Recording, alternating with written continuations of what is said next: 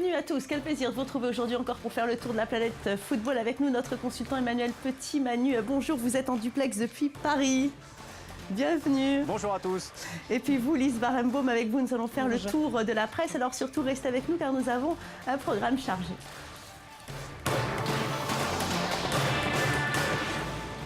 Et on va commencer cette émission avec le football espagnol. Regardez les résultats de cette 22e journée. L'Atlético Madrid réalise un coup d'éclat avec une victoire impressionnante face à son voisin du Real, 4-0. Le Barça est toujours aussi impressionnant, 5-2 sur le terrain de Bilbao. Valence récupère la 4e place du classement grâce à sa victoire sur le terrain de l'Espagnol Barcelone. 2-1. Enfin, Séville perd pour la seconde fois d'affilée, cette fois-ci sur le terrain de Getafe, 2-1. Le Real Madrid, premier de Liga, a donc sombré sur le terrain de l'Atlético Madrid. Une défaite humiliante, 4-0. La dernière fois que les Merengues avaient perdu sur ce score face aux Colchoneros, c'était en 1987. Un exploit donc pour l'Atlético. Ce résultat soulève de nombreuses questions. L'Atlético est plus qu'une équipe à la mode. Elle est capable de renverser n'importe quel cylindre. Elle est aussi devenue la bête noire du Real Madrid, comme nous l'explique Michael Friedman. Le meilleur club de l'histoire s'est trouvé un adversaire de taille. Pendant des années, le Real Madrid a régné sans partage sur la capitale espagnole et exigeait à qui voulait l'entendre un rival digne de ce nom. Après des années de domination, le Real n'est plus aussi souverain chez lui et c'est au tour de l'Atlético Madrid de malmener son voisin. Alors que les Merengues sont un véritable rouleau compresseur cette saison, les Colchoneros ont trouvé la formule magique pour les faire déjouer. Sur leurs 6 dernières rencontres, l'Atlético a gagné 4 fois pour 2 matchs nuls. Et l'artisan de cette révolution n'est autre que Diego Simeone. L'entraîneur passionné des Rouges et Blancs a su trouver la formule magique. Nous recherchons des caractéristiques spécifiques chez nos joueurs. Plus de combinaisons, de la vitesse dans la conduite de balle. Il nous fallait Raúl Garcia. Saúl pour ce match important sur un terrain compliqué. Mais notre idée c'était de jouer avec beaucoup de tempo et de bonnes combinaisons. D'aller de l'avant mais de pouvoir se replier assez rapidement. Et ça a fonctionné. Grâce à sa victoire 4-0, l'Atlético se replace à 4 points de sa victime. La course au titre est à nouveau ouverte. Une défaite humiliante et douloureuse pour Carlo Ancelotti. Bien loin de ses critères de qualité, son équipe a sombré au Vicente Calderón. Aujourd'hui, nous avons été mauvais en tout. Nous avons perdu tous nos duels et perdu le ballon dans les mauvaises zones. Nous avons fait un non-match. Aucun de nos joueurs n'a fait un bon match. Sur ces 37 matchs, depuis le début de la saison, la Casablanca a marqué au moins un but à 34 reprises. Les 3 rencontres où les attaquants merengues sont restés muets étaient contre l'Atlético. Malgré leur statut d'outsider, les Colchoneros se sont emparés du championnat d'Espagne l'année dernière. Cette année, ce n'est plus une surprise, la bande à Simeone est une équipe de haut vol. Manu Petit, quelle équipe, hein, l'Atlético. Les joueurs se sont donnés à 100%. Griezmann a encore marqué. C'est ça le football qu'on aime. Hein. C'est surtout quand vous voyez un petit peu l'écart de budget. Alors que c'est vrai que vous avez dit une surprise, c'est pas vraiment une surprise, hein, parce qu'il y a quand même beaucoup d'absents du côté de Madrid. Vous l'avez dit, depuis 6 matchs, ils n'arrivent pas à gagner justement contre leur rival dans ce derby. Mais à chaque fois qu'on rencontre l'Atlético de Madrid, si vous n'êtes pas prêt mentalement à 100% et physiquement à 100%, vous êtes sûr de ressortir avec la gueule de bois du match. Ouais. Ouais. En tout cas, vous nous avez parlé sur ce plateau de Raphaël Varane. Vous nous avez dit qu'il n'avait pas suffisamment de temps de jeu. Là, il est titulaire et la défense madrilène a fait naufrage. Ouais, mais bon, je crois que vous auriez mis n'importe lequel. C'est collectivement, moi j'ai vu le match, ça a été un non-match du côté du Real Madrid, tant ils ont été dominés dans tous les compartiments de jeu. Donc Raphaël Varane a essayé de suppléer les absences de Pepe et Marcelo, et de Ramos. Oui. Exactement, donc c'est très compliqué pour lui vu son jeune âge.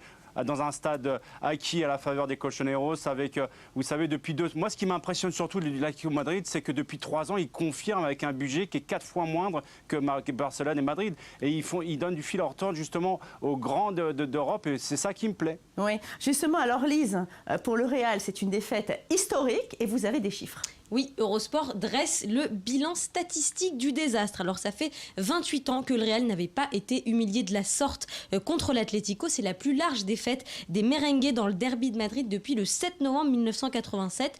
Pour retrouver une telle correction subie par le Real, il faut remonter à novembre 2010. C'était une manita face à Barcelone, défaite 5-0. Et pendant ce match, au niveau offensif, le Real n'a tiré seulement que 4 fois, une première cette saison, toutes compétitions confondues. Manu, vous pensez que ça va jouer sur le moral de la Casablanca, une défaite comme ça ?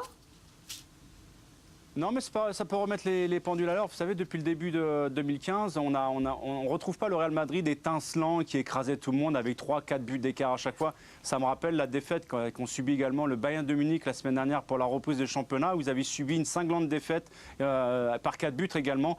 Donc je pense que ça peut aussi leur permettre de remettre les pendules à l'heure. Puis dans l'intervalle, ils vont récupérer certains Est-ce qu'ils sont toujours favoris pour le titre ? Bah, là, vous l'avez dans vos statistiques. L'Atlético Madrid, qui depuis 6 matchs est invaincu, 4 victoires, 2 nuls face au Real Madrid. Et pourtant, c'est quand même le Real Madrid qui a gagné la Champions League. Donc, ils ont perdu le championnat au profit de l'Atlético Madrid. Mais là, ça va être disputé. Je suis quand même ravi qu'il y a un troisième qui vient s'initier. Mais depuis la trêve, sur Real. les 8 derniers matchs, ils n'ont gagné que 4 fois. C'est pas terrible quand même. Ouais, mais vu le nombre de victoires, vu les records impressionnants qu'ils ont battus sur la première partie de saison, il fallait quand même s'attendre à un renivellement quelque part. Donc, ils ne pouvaient pas aller comme ça juste pendant toute une année complète. Ça aurait été inhumain. Déjà, ce qu'ils ont fait les 6 premiers mois était extraordinaire à tout point de vue. Donc, c'était un petit peu normal d'attendre justement non seulement une défaite, de cette manière-là aussi cinglante, non, mais quelque part d'avoir des résultats moins performants, c'était un petit peu prévisible. Alors Lise, en tout cas, contre l'Atlético Madrid, il y a un joueur qui était quasiment inexistant, c'est Cristiano Ronaldo. Et pourtant, l'idolâtrie continue. Oui, pourtant, une université au Canada a ouvert un cursus de sociologie qui est centré autour de Ronaldo. Alors l'idée, c'est de comprendre comment la célébrité de l'attaquant franchit les frontières et quels sont ses effets sur la société. C'est pas la première fois que ça arrive dans le monde du football, puisqu'une université anglaise avait déjà proposé à ses étudiants d'analyser le cas David Beckham il y a quelques années. Vous ne pensez pas, Manu Petit, qu'analyser le succès d'équipe, ce serait finalement plus constructif que de se centrer finalement sur les exploits de ce surhomme ? Non, mais c'est intéressant de voir justement les études sociologiques, l'impact que peut avoir un sportif dans la société moderne, dans tout, on va dire, les réflexes, notamment au niveau des jeunes. Les coupes de cheveux, à l'heure actuelle, on a tous l'impression qu'ils sont tous coiffés de la même manière que Cristiano Ronaldo. Il a sorti d'ailleurs, vous l'avez vu, sur une fitness également, ses conseils pour la diététique. Donc, je m'y mets depuis une semaine, j'arrive pas à perdre du poids. Donc, je ne vais pas changer ma coiffure de cheveux, mais j'essaye de retrouver les abdos que j'avais avant. Non, donc, non, surtout, Manu, ne changez rien. Allez, on va parler du Barça maintenant. Les semaines se ressemblent en ce moment. Pour les Catalans, victoire 5-2 face à l'Athletic Bilbao. Messi a marqué et donné 2 passes décisives. Neymar a marqué. La vie est belle en ce moment à Barcelone, Manu. Ils reprennent vraiment ce qu'on connaissait du Barça. Donc, moi, ce qui m'intéresse surtout dans ce match-là, c'est que quasiment tous les attaquants ont marqué et qu'encore une fois, Génie a été le dénominateur commun de tout ça puisqu'il a été présent quasiment sur tous les buts. Donc là, on revoit l'armada offensive impressionnante du FC Barcelone. Espérons qu'ils arrivent à retrouver une certaine équilibre défensif qui a été un petit peu leur point faible sur la première partie de saison. Ouais. Un seul bémol quand même, sur les 3 derniers matchs, le Barça a encaissé à chaque fois 2 buts. Alors pour le moment ça va, il n'y a rien à dire. Mais il faudra faire attention en Ligue des Champions. Les 8e de finale se jouent le 24 février prochain et c'est contre Manchester City. Ça va être une autre paire de manches. Ouais, Manchester City ils sont dans le dur également avec les absences notamment d'Yaya Touré. Donc là, ils ont gagné la Coupe d'Afrique avant-hier, donc je pense qu'il va réintégrer rapidement l'équipe. Mais c'est vrai, le Barça comme Manchester City, ils ont la possibilité de marquer contre n'importe quelle équipe, mais ils ont aussi la possibilité de prendre des buts contre n'importe quelle équipe. Donc il va falloir, comme je l'ai dit auparavant, trouver un équilibre entre l'attaque et la défense. Maintenant, quand vous avez des attaquants qui sont capables de marquer 5 buts, ça va être compliqué quand même pour l'adversaire de gagner le match. Alors on a parlé tout à l'heure évidemment pour le Real de Cristiano Ronaldo, on ne peut pas s'en empêcher. Lise contre le Barça, Messi buteur, Messi passeur, mais le gentil Messi continue à agacer. Pourquoi ? Et oui, un journaliste anglais, John Carlin, a expliqué qu'il ne veut plus jamais interviewer la star argentine. Il s'est rappelé d'un entretien désagréable qu'il a eu avec lui en 2009 pour le quotidien espagnol El País. Alors, le quadruple Ballon d'Or serait arrivé avec 2 heures de retard, il ne s'est pas excusé. Et puis pendant l'interview, il était quasiment muet, il n'a formulé que des réponses monosyllabiques. On n'arrête pas de découvrir Léo Messi qui est bien éloigné de son image de gentil, timide, modeste, Manu ? D'ailleurs, il paraît qu'il y a une université au Canada qui vont essayer de faire une étude comme ils ont fait avec Cristiano Ronaldo.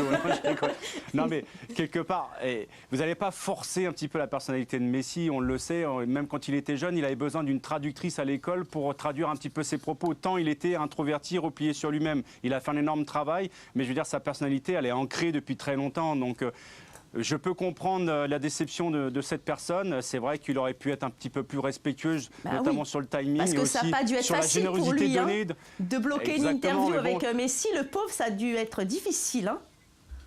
Mais quelque part, quand vous atteignez les sommets comme ça, il faut avoir un ego surdimensionné. Donc, moi, à partir du moment où il fait rêver, après, s'il arrive à donner quelques déceptions à quelques personnes, comparativement à tout le bonheur qu'il peut apporter à des millions de gens, franchement, ça pèse pas lourd dans la balance. Bon, et au Barça, il y en a un autre qui fait des siennes, Lise Barenbaum, c'est Jérémy Mathieu. Et oui, le Français se serait excusé auprès de ses coéquipiers parce qu'il a évoqué à la radio les tensions entre l'entraîneur du Barça, Luis Enrique, et Lionel Messi. Alors, il a été pardonné par les Blaugranas, mais ses coéquipiers lui ont fait bien comprendre le message. On ne peut pas parler de ça en dehors du vestiaire.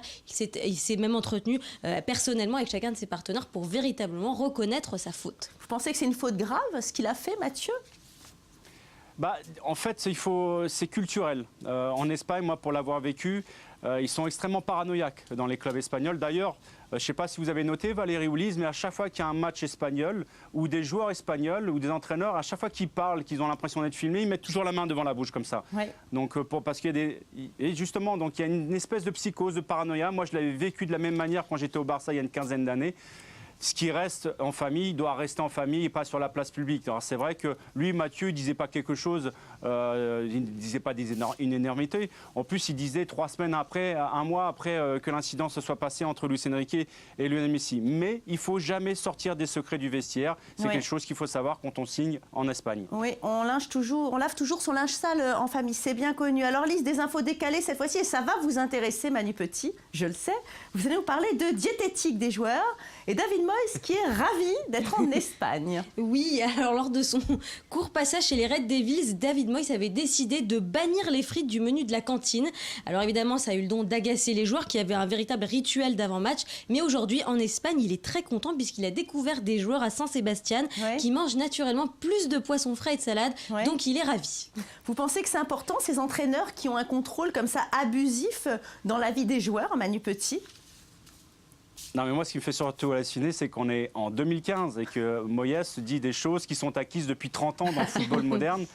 C'est-à-dire que c'est presque, quand j'écoute Moyes parler, j'ai le sentiment que Manchester n'avait pas gagné de titre et n'était pas devenu le club qu'il est devenu à cause des frites. Donc, non, c'est... ça nous rappelle un certain Giroud quand même, hein.